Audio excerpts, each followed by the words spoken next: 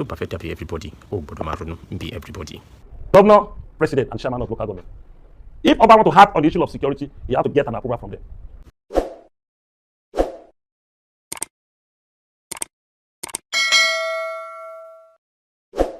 tó bá fẹ́ dàbí everybody ó gbọ́dọ̀ máa ronú bí everybody. àwọn kankan wà tó jẹ́ wípé kò yẹ kí wọ́n máa tiwa ṣe gẹ́gẹ́ bí ipò èyí tí a dì mú.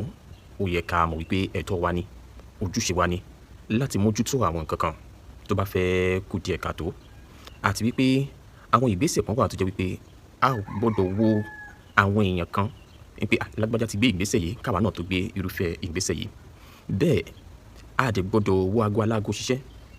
Yorùbá bọ̀ wọ́n ní ibi tá a bá pè lórí a kò gbọ́dọ̀ fi tẹ̀lẹ̀. àwọn oyè kan wà nílẹ̀ Yorùbá tó jẹ́ wípé oyè yìí ó ti fi hàn wípé ẹni báyìí ó kájú òṣùwọ̀n ni wọ́n ṣe fi hàn sí ipò náà.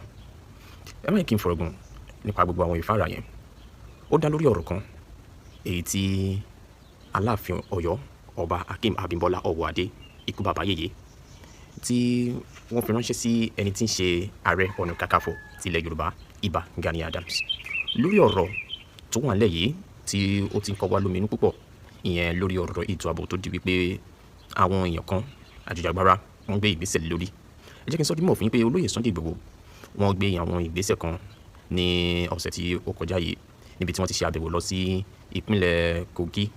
wọ́n yàbàrà wọ́n fẹsẹ̀ kan dé Kwara náà lórí ọ̀rọ̀ ètò ààbò. à ń kàn sí àwọn ọba ládé láti béèrè fún ìfọwọ́sowọ́pọ̀ láti lè rí wípé àwọn Fúlàní ajínigbé gbogbo ohun tó ní ṣe pẹ̀lú ọ̀rọ̀ àwọn arábì ó di ohun ìgbàgbé nílẹ̀ Kótó Jíire àti àwọn ibi tí àwọn ọmọ Yorùbá tí wọ́n fi dí kalẹ̀ sí.